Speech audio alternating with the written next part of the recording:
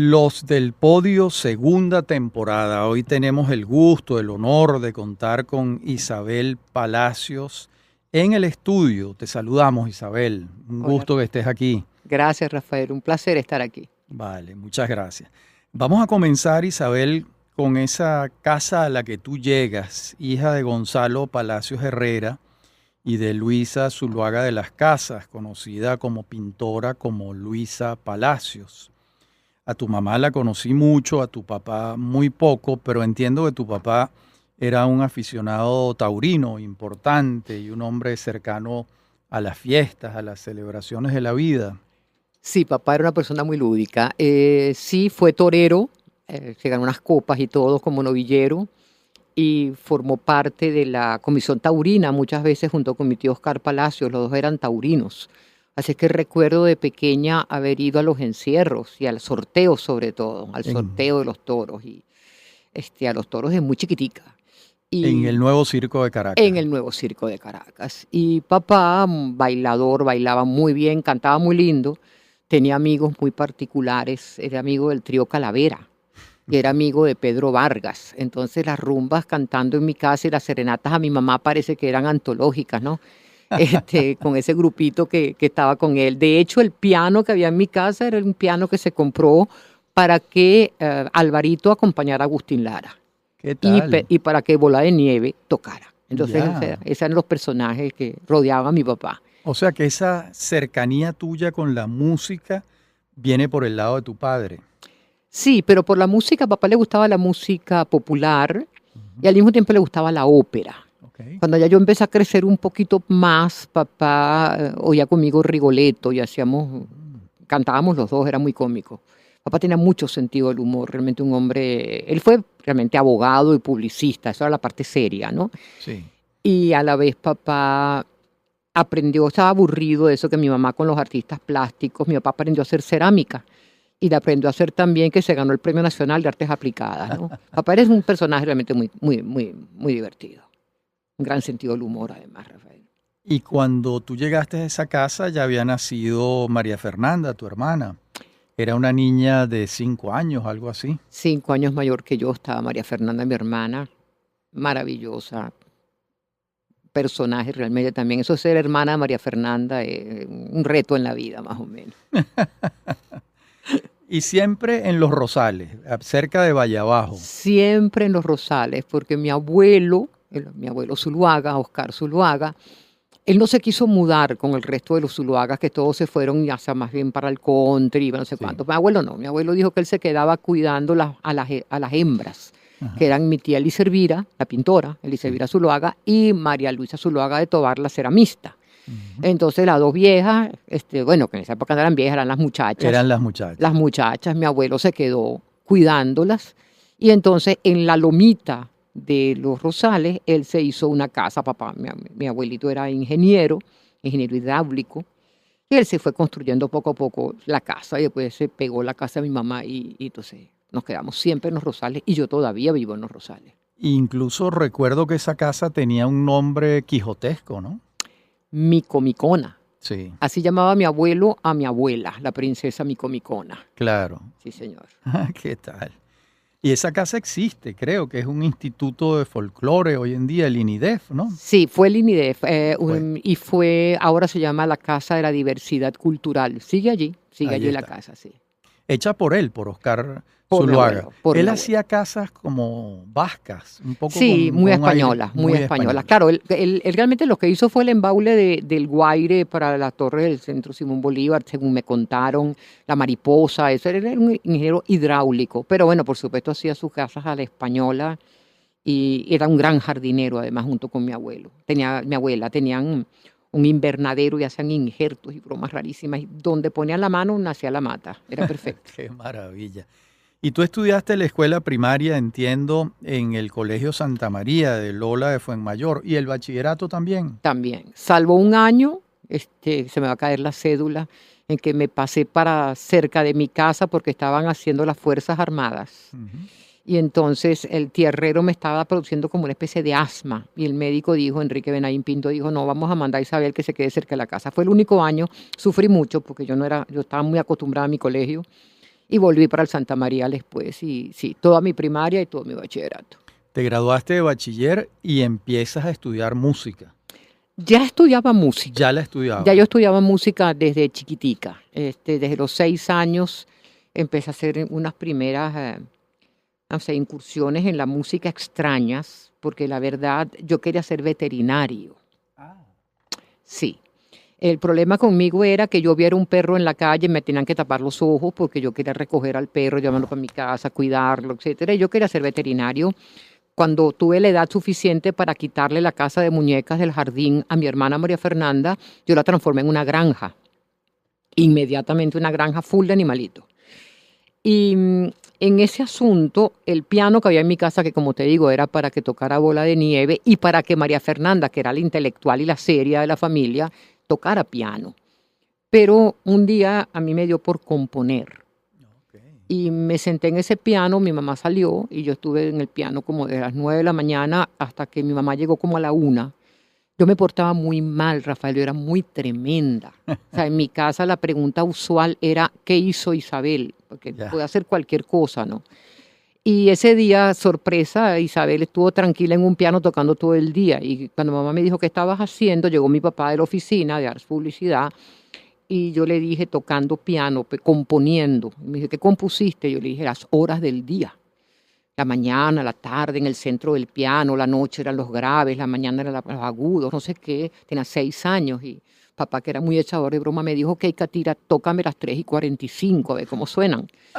Y bueno, por ahí fue la cosa, ¿no? Y después conocí a mi profesora de piano muy poquitos meses después de ese acontecimiento de las horas del día, en una piñata, casa de Mariana Otero. Me ¿Cómo, acuerdo clarito de eso. cómo se llamaba la profesora de piano? Gertie Haas, Gertie mi Haas. segunda madre, sí, Gertie Haas. Qué belleza, tu segunda madre. Sí. Y egresaste de la Juan Manuel Olivares en el año 1967. Eso fue después de Gertie Haas. Sí, yo empecé con Gertie Haas, o sea que los estudios de música son larguísimos, ¿no? Cuando nació mi hijo Gonzalo, realmente en el 72, no, en el 67 me gradué de bachiller. En el 72 yo estaba por terminar el piano, pero el tener un niño chiquito, recién nacido, etcétera, no me daba mucho tiempo para estudiar y empecé a negociar mi 10º año de piano para hacerlo en 2 partes. Okay.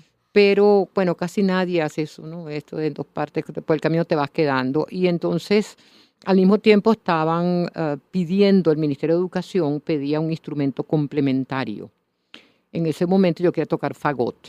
Fagot. Fagot.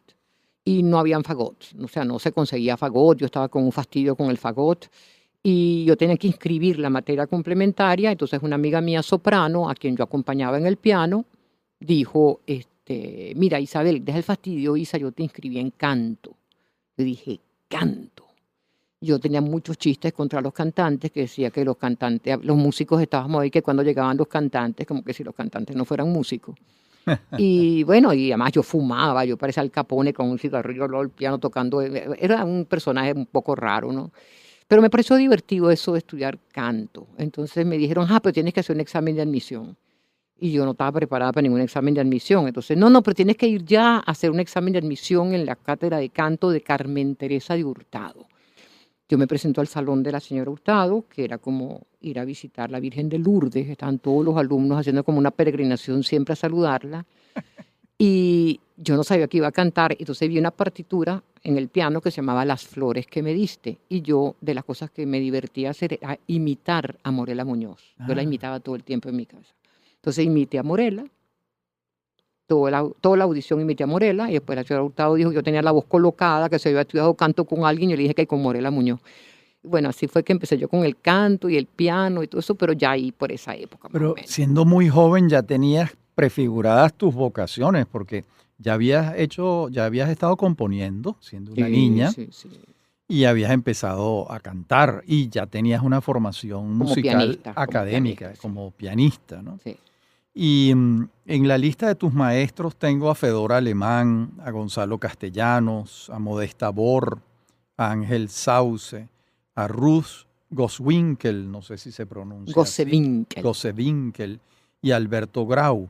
De todos ellos, ya me dijiste que Gertie Haas fue muy importante, pero esta lista que te he dado, ¿cuáles te parecen? Todos, cada uno de los Todos. maestros, tú sabes que nosotros tenemos, yo creo que los padres nos dan el ser y los maestros nos dan el estar, ¿no?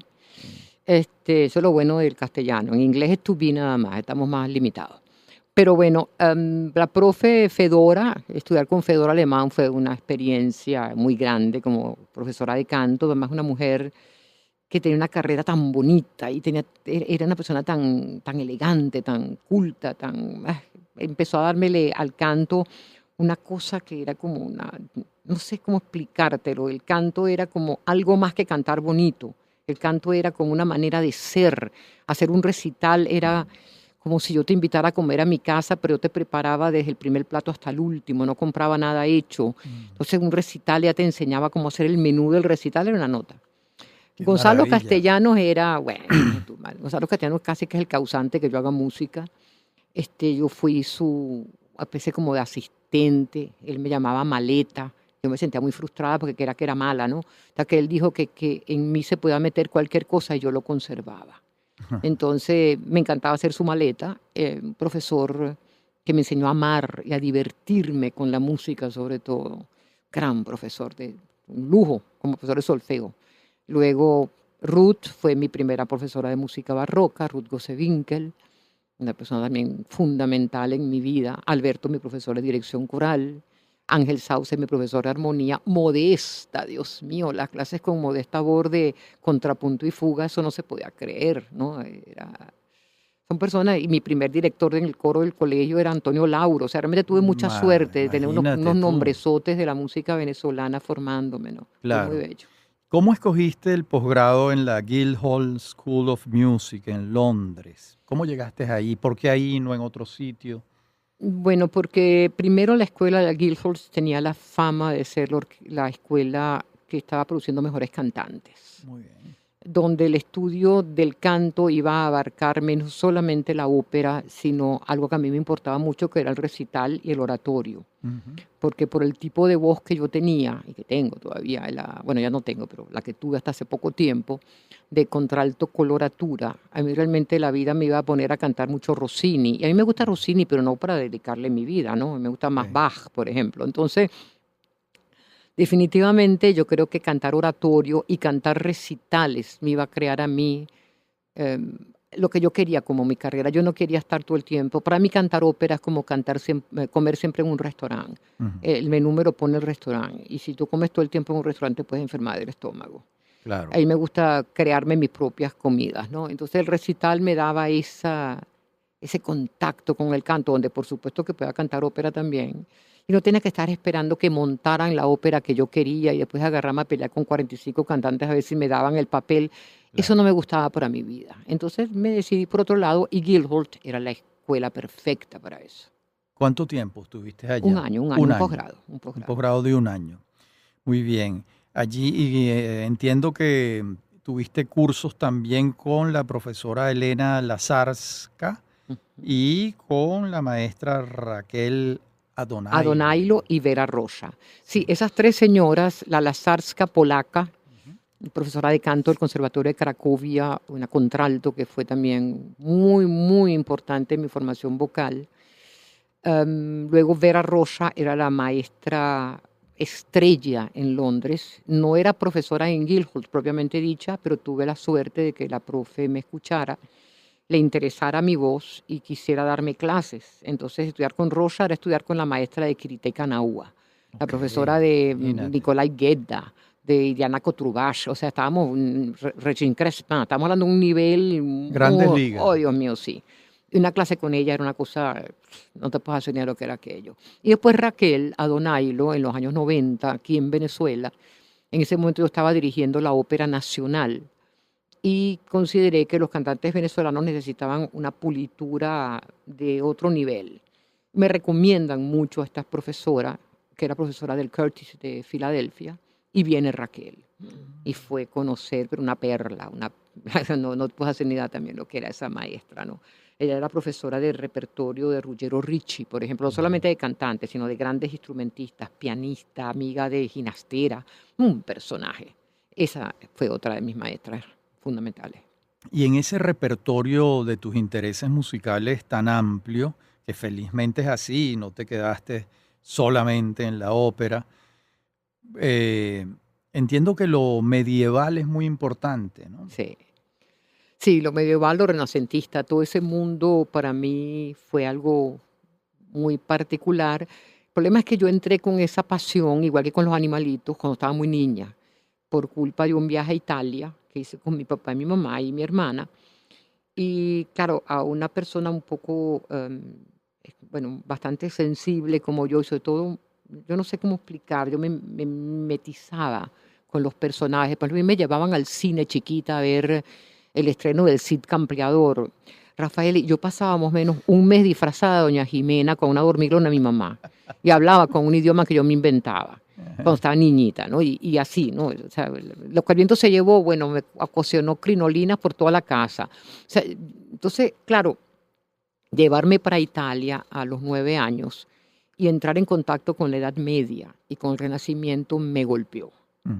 Por supuesto, para mí ver Viterbo, para mí ver, no sé, Florencia me enfermé, me dio fiebre, eso fue un desastre que me pasó, porque una especie como de empache renacentista.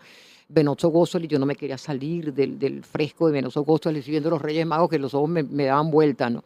Entonces, claro, acuérdate, soy hija de una pintora, por lo tanto, mi viaje a Italia fueron museos y museos y museos, menos mal que me gustaban, ¿no? Y cuando llegué me di cuenta que lo que yo tocaba en el piano no sonaba a Fray Angélico, Mm. no sonaba igual, no podía ser, Ujú. no tenía nada que ver. Entonces empecé como una especie como de angustia de ver cómo es que era esa cosa. Eso me duró desde los 9 años hasta los 15 que me compré mi primer instrumento renacentista. Y en esa época, a los años 65, vamos a decir que el gran movimiento de la música antigua europea empieza en el 60. Ya yo en el 65 estaba medio loca con eso y fui investigando cómo es que era la cosa y me gustó muchísimo. Y además para una venezolana pienso yo que un canto de trabajo medieval tiene más que ver con un canto de ordeño, ¿ves? Claro, Entonces eso me encantaba, por supuesto. me ¿Y la encantaba. dirección? ¿Cómo surgió? ¿En qué momento de tu carrera? Bueno, porque siempre pensé que yo no iba a ser buena pianista, en Ujú. primer lugar, y no me tomaba muy en serio el canto, entonces me interesaba la dirección. Ah, bien. Este, Oye, yo, pero yo para no tomarte muy en serio el canto, pues terminé siendo imagínate. cantante, sí, Cla- Mira, definitivamente, debutaste pero en Roma, sí, sí. Pero yo cantaste sentí en que el canto Escocia. era como una cosa complementaria al principio. Después fue que Claro, me agarró y me agarró porque, claro, la maravilla que tiene el canto es que además la poesía está metida ahí, ¿no? claro. Entonces es lo que estás diciendo y cómo lo dices y Monteverdi y todo eso me empezó a mí, primero la parola, luego la música, todas esas cosas. Pero la dirección me interesaba mucho, muchísimo. Entonces empecé a estudiar, claro, con cuidado, primero en dirección coral, obviamente no había mujeres directoras. Claro, claro. Entonces no era muy fácil aquí en Venezuela meterse en ese campo, te veían feo, ¿no? Tú puedes ser directora de coro, pero directora de orquesta, ¿qué es eso, no? Y bueno, poco a poco fue Elías Pérez Borjas, el que una vez me vio dirigiendo el Mesías de Händel con la camerata y me dijo, no, chica, tú tienes un aguante impresionante en esas piernas, me dijo, vamos a dirigir una ópera. Y me puso a dirigir Luchía, y ahí para adelante empecé a dirigir. Fui la primera mujer que dirigió ópera en Venezuela. Imagínate. Claro, porque qué interesante esa expresión, que necesitas piernas para dirigir, porque estás de pie 3, 4 horas, ¿no? Señor, Y además con una situación de tensión importante. Y no brutal. puedes pedir un banquito, denme un banquito No, para no, no. O sentarme. sea, a veces le ponían uno un banquito y el banquito yo le decía, quítemelo porque le va a tumbar. No, no Ajá, puedo, con un no banquito no podía. puedo. Hay que tener resistencia, resistencia de brazos, resistencia espiritual, resistencia de estómago, porque no es sencillo. Y no era sencillo, Y simplemente. memoria, ¿seguías la No, partitura no, o sí sigo la partitura, pero claro, al mismo tiempo uno no la ve, eso es mentira. Uno uno? tiene una cosa ahí con unos garabatos que uno ya se va guiando Claro, es como un plano que tú te lo conoces, ¿no? claro. Cuando no lo tienes te angustia, pero está por ahí. Exacto, pero no lo Sí, a sigues al veces, pie de sí, la no, a veces letra. paso 5 páginas al mismo tiempo y tengo rato que no lo veo, ¿no? Ajá. Pero bueno, hoy en día que no veo nada, peor todavía. Ya es una cosa totalmente ridícula la partitura para mí, pero no la veo. O sea, todo lo haces de memoria, lo que haces Se hoy ha en día. guardado por ahí en un disco duro que tengo aquí. Sí, Exactamente. sí. Y después empieza una faceta tuya muy importante, que es de maestra, de profesora, de transmitir lo que has ido aprendiendo a lo largo de los años. Y en la próxima parte del programa entraremos, que no quiero entrar todavía, en, digamos, todas las instituciones que ha fundado, de las que ha formado parte. ¿Cómo comenzó esa vocación pedagógica que en ti es importante también? También tengo que remontarlo muy atrás. Bueno, mi familia todos son profesores, vamos a decir que mi tía Diana fue directora del Santiago de León de Caracas. O sea, en mi casa todo el mundo enseña. Mi papá era un gran pedagogo, a su manera de hasta de explicarte cómo tenías que agarrar el tenedor, pues, o sea, era una cosa muy particular, ¿no? Pero yo con mis muñecas, que las cuidaba mucho, este, y las colocaba todas en unas filas, en los sofás, en las sillas de mi casa. Yo hacía un disparate espantoso y ponía todas las muñecas en fila y les daba clase y dirigía un coro. Y las ponía a Ah, cantar un disco de Aguinaldo. Sí, ellas qué- cantaban Aguinaldo y yo las dirigía cuando estaba chiquita. claro. Y les daba clase. Luego en el colegio, mis compañeras de colegio acostumbraban a estudiar conmigo, pero como ellas no me dejaban estudiar mucho, yo estudiaba antes. Entonces, por ejemplo, si yo tengo un examen de historia el martes, yo el lunes me fajaba y el martes en la mañana, porque mi clase, por ejemplo, era a las 2 de la tarde, a las 12 del día, yo les daba clase. Ujú. Entonces, les daba clase. ¿Ok?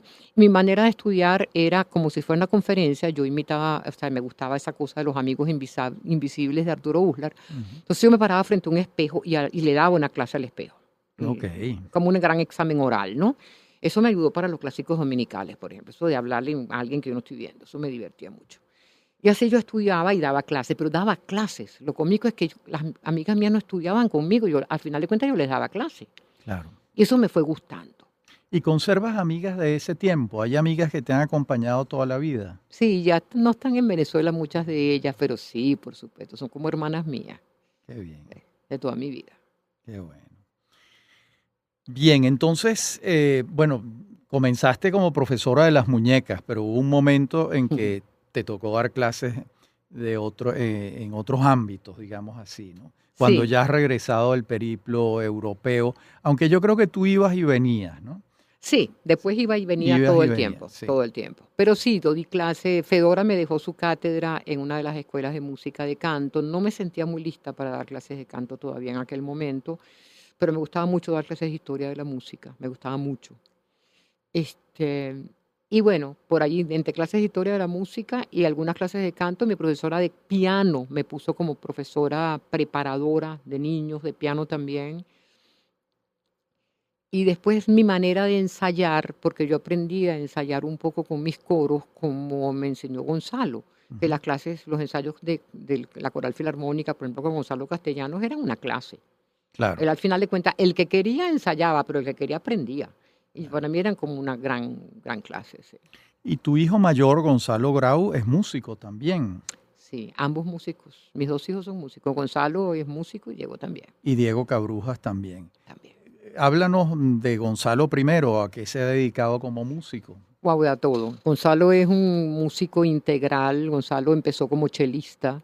Llegó a ser primer chelo de los jóvenes arcos en la orquesta del Friedman, en la juvenil. Gonzalo tocaba chelo, pero un buen día fue entrándole el piano. Ujú. Yo creo por su admiración con Chick Corea y con Ian Chester. Muy bien. Los tocaba y los imitaba.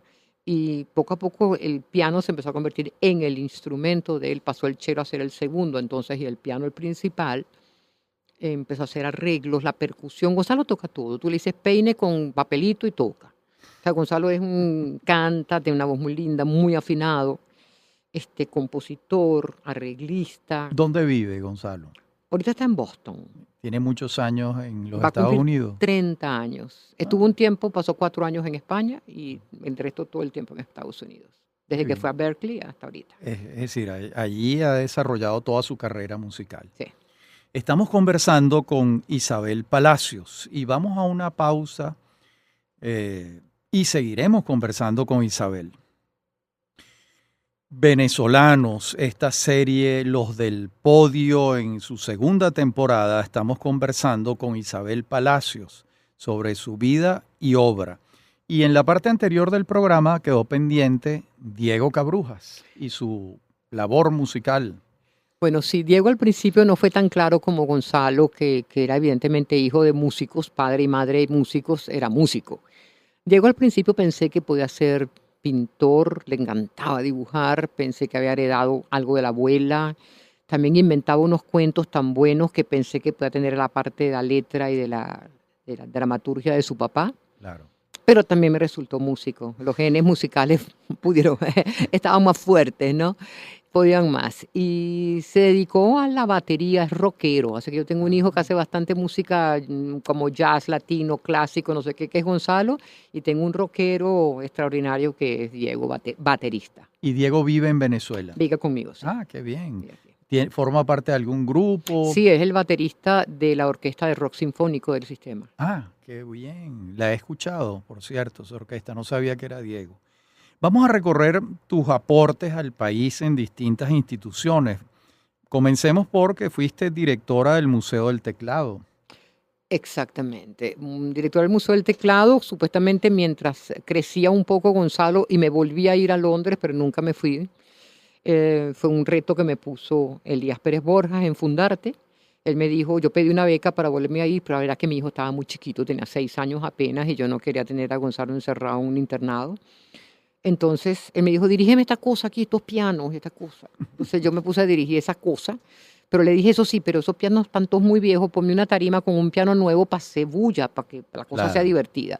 Eso se transformó con el tiempo en la dirección de música de la gobernación Ujú. y fue una experiencia buenísima, buenísima. El Museo del Teclado para mí fue un gran Una etapa aprendizaje, muy... sí, y de producción y de gerencia. Yo agarré cursos en Liesa porque me di cuenta de que ese músico no, nada más no servía, que era que estaba como metido en otras cosas, ¿no? Eso fue el Museo del Teclado. Qué Y interesante. Fundarte, sí. Y la Fundación Schola Cantorum de Caracas también. Fuiste la coordinadora en un momento dado. Sí, bueno, yo canté en la escuela, era mi coro, y preparé los discos y las giras de la escuela de aquel entonces, incluido el famoso premio Arezzo. Cuando llegamos del premio del concurso Guido de Arezzo, se viene el reto de crear la Fundación Escuela Cantorum de Caracas con la Escuela de Canto Coral y el Movimiento Coral Cantemos, y yo tuve la participación como coordinadora de todas esas cosas que estábamos con Alberto, mi marido, Alberto Grau en aquel entonces, haciendo y preparando. Era también, fue un momento efervescente de trabajo coral, maravilloso. Estamos en los años 70, creo. 70, exactamente. Sí, El Museo del Teclado sí fue 80. en el 80. Y también fuiste directora, fundadora de la Dirección de Música de Fundarte. Esto creo que está vinculado con el Museo del Teclado. Exactamente. Y Elías Pérez Borjas. Elías ¿no? Pérez Borjas, y fue gracias al bicentenario de los 250 años, perdón, de Bach y de Händel, que hicimos un festival que quedó tan bueno que decidieron que eso pasaba o sea, trascendía el Museo del Teclado a convertirse en una dirección de música. Qué belleza. Sí. Y directora fundadora de la Ópera de Caracas y el taller permanente de la ópera. Sí. ¿Esto cómo fue? Eso, cuando yo llegué a Fundarte, justamente, la doctora Alicia Álamo, que era la presidenta de Fundarte, y Elías Pérez Borjas, me dicen que no hayan que hacer con los cantantes venezolanos que siempre están de mal humor, porque dicen que se gasta mucho dinero en la ópera, pero que no queda nada en Venezuela. Pero Ciertamente tenían así razón. pasaba. Sí, absolutamente. Sí. Todo el dinero se iba a una temporada internacional. Para los fanáticos de ópera era una maravilla, pues venía Pavarotti, Domingo, Dimitrov, San Canaro, los más grandes cantantes venían, pero el cantante venezolano lo que decía era la chene pronta, se acabó, pues no pasaba nada. Yo hago toda una investigación sobre aquello, le presento a Fundarte un proyecto y se funda la Ópera de Caracas. En la Ópera de Caracas estaba José Ignacio Cabrujas, Ujú. y estaba Callito Aponte, estaba Carlos Riazuelo y estaba yo, que era la directora artística, pero había que formar.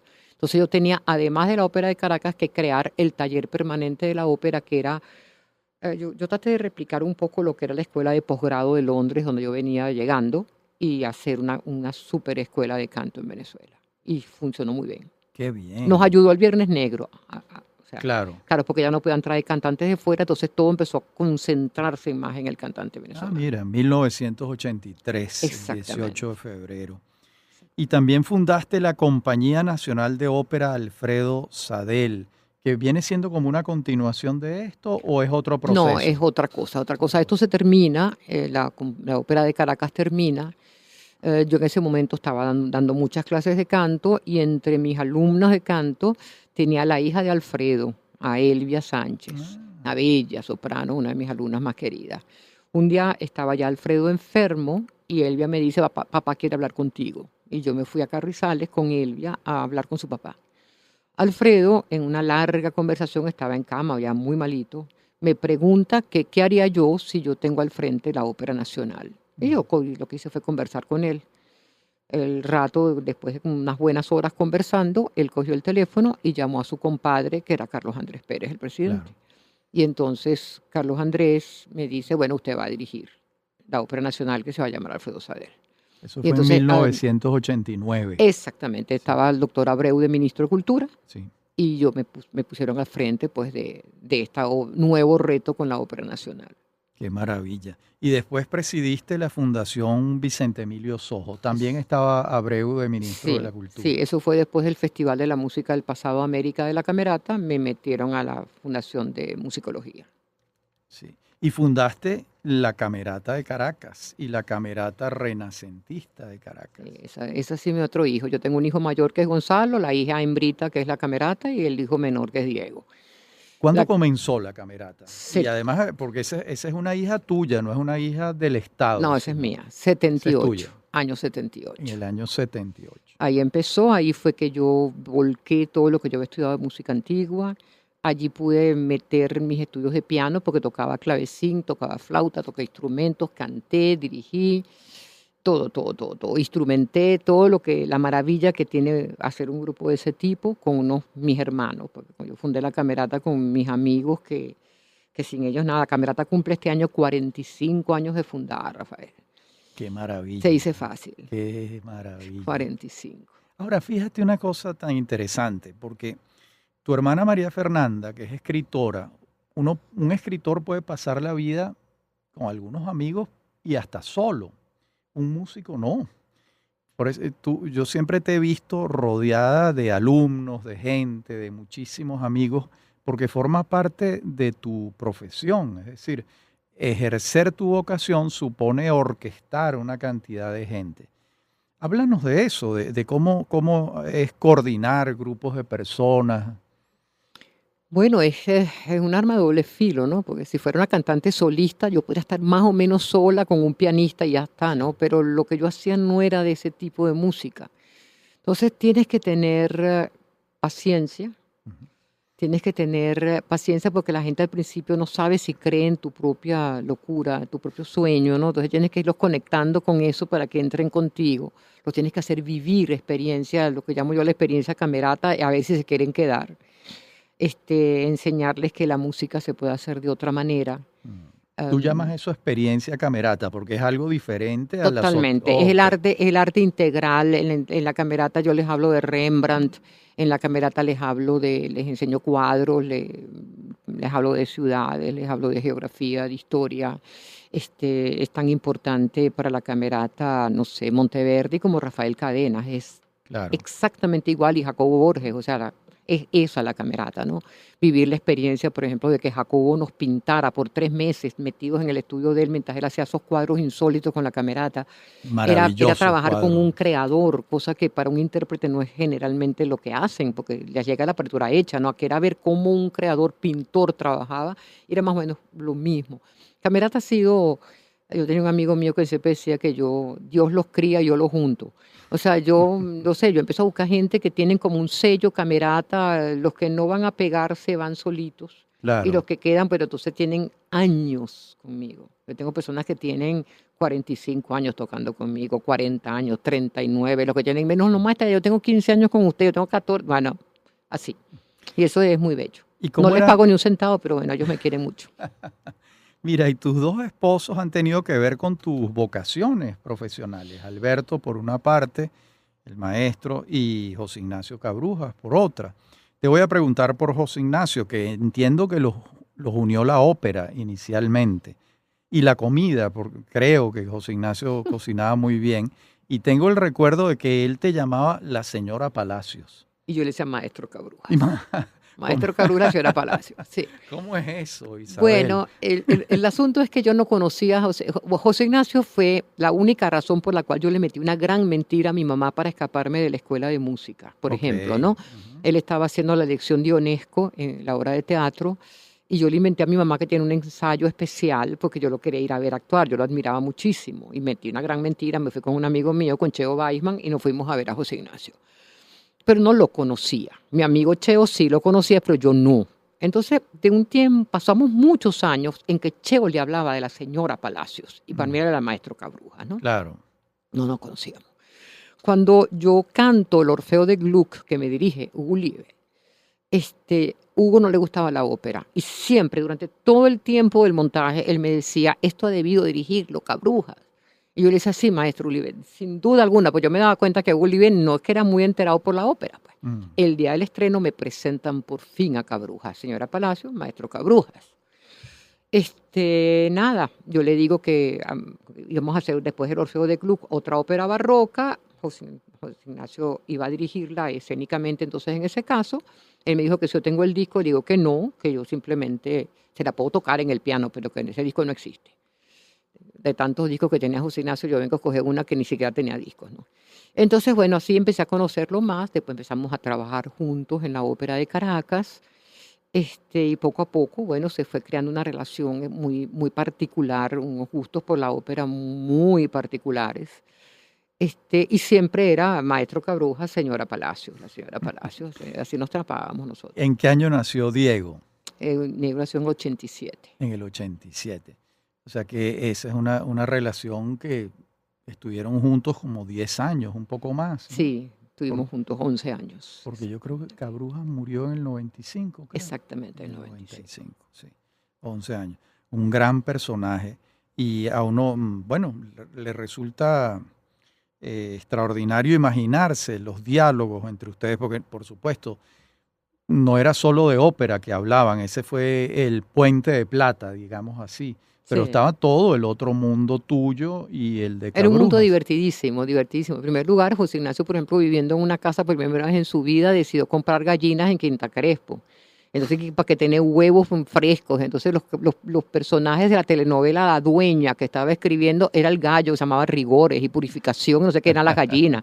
Eso era muy cómico, muy cómico. Cada vez que llegaba de Quinta Crespo, que le iba a comprar cosas para cocinar, yo se iba a empezar a aterrar porque me llegaba siempre con un bicho nuevo, conejos, peroles, animales en la casa, ¿no? Que me encantaban, por supuesto. Claro. Y después las cosas de los chistes de José Ignacio. Me acuerdo el día del aniversario de los 10 años del fallecimiento de Callas, que era nuestra pasión mutua.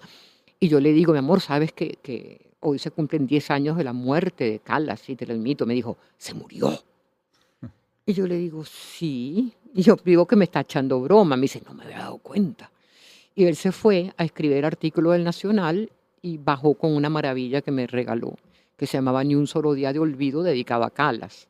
Eso es una de las cosas más bellas, pues sentarnos los dos realmente a volver a oír con ese artículo que él escribió, lo que él mencionaba allí, la fuerza del destino de Callas y todas las cosas que ella belleza. cantaba. No, era bellísimo, bellísimo, sin duda alguna. Yo recuerdo el programa de radio de él, los domingos en Radio Nacional, hablando de ópera. Yo no me lo perdía porque era...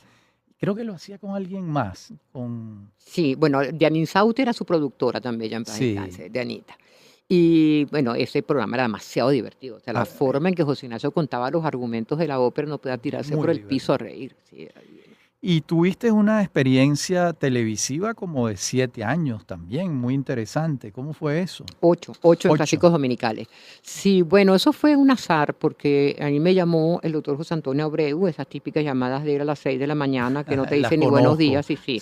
Isabel, me dice, te vas a Radio Caracas, te va a llamar Batallán, Brahms, vas a hablar de Brahms. Y yo me tengo que ir para el interior, yo no entendía qué me decía el doctor Abreu, lo cierto es que me llama Lorenzo Batallán como a las 10 de la mañana, y me dice que me esperan en Radio Caracas de Bárcenas a Río para yo presentar un concierto de Brahms y una sinfonía de Brahms. Bueno, muy bien, yo me preparo, me voy para mi canal, me recibe Eladio, Lares y Batallán, pero había muerto ese día Lía Inver de Coronil. Caramba. Muy amiga del doctor Batallán, y él quiso rendir un homenaje a Lía y me pregunta si yo soy capaz de hablar del Requiem de Brahms. Yo le dije, bueno, sí.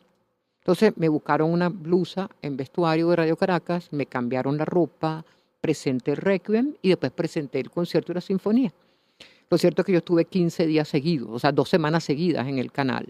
Y llegaron muchas cartas diciendo que les había encantado como yo echaba los cuentos y que entendían todo y que no, y que no sé cuánto. Sí. Poco a poco me iban llamando, pero yo siempre juraba, yo grababa los martes, que ese era el último martes. O sea, que no iba a ir más. Me despedía de todo el mundo, gracias, gracias, gracias, y me volvían a llamar para el siguiente martes. Hasta que un día Eladio me dice, mira, tú te estás dando cuenta que tú estás como fija, ¿no? Yo le dije, no me estoy dando cuenta, pero así parece. Y un día me dijo Eladio, ok, prepárate, que ahora tú vas a tener que decir buenos días, buenas noches, pues yo me voy, el programa queda en tus manos. Y Ya. así fue, y fueron 8 años. Qué maravilla, ¿no? 8 años. Bueno, ¿y qué tienes pendiente, Isabel? Hay muchas cosas por hacer. Una persona como tú no se queda quieta. Tienes proyectos, tienes una institución consolidada como es la Camerata, pero seguramente tienes algo en mente. Bueno, ahorita estoy en la celebración de los 45 años de la Camerata, inventándome un programa donde voy a caminar por 45 años de recuerdos, de amores, de sueños, de música, donde van a estar en el escenario integrantes de todos estos años e inclusive instrumentos ¿Dónde va a ser eso? en la sala Rivas, la Asociación Qué Rivas. maravilla. Y van a estar también presentes elementos decorativos, nuestro sol y nuestra luna del festino que hizo Enrique Berrizbeitia, la carreta de Orfeo, los pendones medievales, todo eso va a estar en el escenario celebrando 45 años. También estoy en este momento, bueno, continúo dando mis cursos que se llaman Cercanías con la Música, que desde los clásicos dominicales ese es mi quehacer, ¿no? Acercarle la música a la gente que no es músico. Sí. Esos son todos los jueves en la mañana en la Camerata. Ahora estoy metida en un curso Rossini, luego viene Bellini, creo que ahora este año Wagner, Stravinsky. Son clases que doy en la Camerata a las 10:30 de la mañana los días jueves. También sigo en mis cercanías con la música, cada día más cercanas. Creo que voy a empezar clases Zoom, que creo que se van a llamar Clásicos Dominicales, conmigo los domingos en Zoom, Qué bien. para que pueda tener otro público. Y estoy en este momento dirigiendo, yo soy la directora artístico y académico de la ópera del Teresa Carreño. Qué maravilla. Así que una vez más estoy Volviste a casa. en la punta de la lanza de la ópera otra vez, ayudando a los cantantes venezolanos, que no es fácil esta cosa. Qué maravilla. Es justo un recuerdo del doctor Abreu, porque entiendo que muchas de estas tareas, de estos caminos, probablemente él los abrió para ti, ¿no? Yo creo que es un hombre importante en el mundo de la música venezolana, ¿no? Él tuvo su sueño, vamos a decir que el camino del doctor Abreu, el mío íbamos, no voy a decir en paralelo, porque por supuesto él es como una autopista, no es una callecita, ¿no? Pero él realmente me entendía, era de mis interlocutores y yo peleaba mucho con él. Era muy ¿Ah, sí? divertido. Sí, era muy divertido. ¿Y cuáles eran los pleitos? ¿Qué motivo? Cantidad, calidad. Ah, ya, claro. Sí. Que es el Él- gran pleito con él, Sí, ¿no? sí, él quería mucho, mucho, mucho y yo un poquito, pero estupendo. Y entonces estábamos Claro. así, pero él me echaba mucha broma, me decía, tú vas a necesitar de la cantidad para que puedas llegar a la calidad. Y entonces yo le decía que si la cantidad no tenía calidad, entonces iban a perder la norma. Eso era divertidísimo y nos poníamos a hablar desde las 2 de la tarde hasta las 7 de la noche. El peligro es que me invitara a almorzar, porque como él no comía, tenía No. el hambre. A las 7 de la noche yo no había comido, tenía el estómago pegado al empeñazo, porque el doctor Abreu era un personaje realmente. Un personaje. Un personaje. Y me divertía muchísimo tuve el gusto de que él me dirigiera muchas veces. Yo tuve muchos. Te iba a preguntar, como músico, ¿qué tal? Él era un gran concertador, él no le gustaba que le dijeran director. Él me decía, no, yo no soy director, Isabel, mi amor, yo soy, mi querida, yo soy concertador. Yo le armo la orquesta para que pues venga un gran director que dirija, ¿no? Ciertamente yo tuve dentro de la orquesta Simón Bolívar, era juvenil, como se llamaba al principio, y la nota insólita que me dirigiera Eduardo Mata, por ejemplo, Claudio Abbado, Sinopoli, Simon Rattle. O sea, Claro. esos eran personajes que venían a dirigir la orquesta, Sí. ¿verdad? Y eso estaba en esa plataforma que inventó José Antonio, que era tan increíble, ¿no? Sí. Pero al mismo tiempo yo podía pasarme una tarde entera conversando de cómo sería el ritual de la coronación de un papa en el siglo XIV y qué música se tocaría. Y entonces empezamos a inventar los dos un concierto, ¿no? Hace mucha falta para esas conversaciones. Claro. ¿Y la música venezolana? Bueno, la música venezolana es extraordinaria. La música venezolana, nosotros tenemos creo que la proporción perfecta de mestizaje. Ujú. Tenemos una parte rítmica única, una hondura armónica particular, una melancolía en el sonido particular. La música venezolana tiene de todo. Hemos tenido una escuela de música increíble. Igual si hay que dar un honor al maestro Abreu, sin duda alguna al maestro Sojo, no te digo cuánto, porque nosotros somos hijos del maestro Sojo, Sí. de todo lo que ese hombre enseñó y armó, todo lo que fueron esas instituciones de él, Plaza y Calcaño, esos tres personajes que hacen la orquesta, el Orfeón Lamas y la escuela. O sea, todo parte de allí con una formación musical tan buena, es que no te puedes hacer una idea. Yo cuando llegué a Londres, la escuela de música Juan Manuel Olivares no tenía nivel universitario en aquel entonces.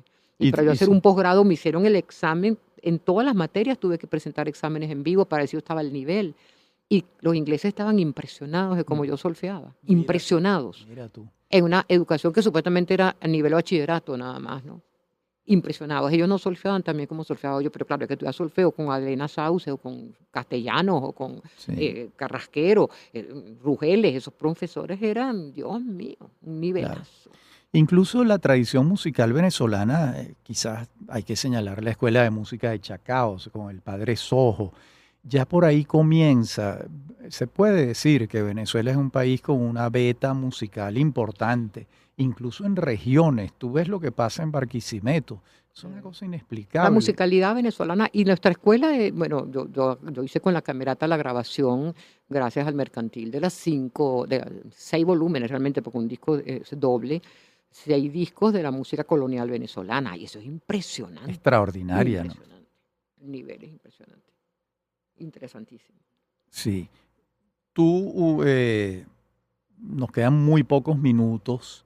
No sé si hay algo que quieras comentar, algo que te quede pendiente y, bueno, incluso algo que tengas pendiente en tu vida, en tu desarrollo profesional. Mira, me gustaría, Rafael, a estas alturas de mi vida, la edad que tengo, poder tener un poquitico más de calma para Ujú. poder dejar asentadas ciertas cosas. Me encantaría poder contar la historia de la camerata, escribirla, Qué bueno. cómo se fundó eso, cómo se fue desarrollando, por ejemplo, la música del pasado América. La camerata es pionera en el mundo entero de dar a conocer la música del barroco latinoamericano. Eso hay que escribirlo Sí. entonces. Diapasón de oro de los discos nuestros, o sea, en Europa, Sabal pidiéndome las partituras a mí, Jordi Sabal, Jordi Sabal. nada El menos. primer disco de él fue con partituras de la camerata. No te puedo, Sí, imagínate tú. señor. Pero eso no lo sabe nadie. Entonces son cuentos que me encantaría poder, pero claro, pero mientras tenga que estar pendiente de conseguir el dinero para poder pagar las personas que trabajan en la camerata, que podamos tener un poquito más de estabilidad. De estabilidad. Bueno, ojalá eso ocurra y muy pronto. Isabel, muchísimas gracias por esta entrevista tan completa, tan interesante, y además es un recorrido ejemplar de una de nuestras grandes maestras de la música en Venezuela. Muchas gracias, Isabel. Gracias, Rafael. Gracias a ti.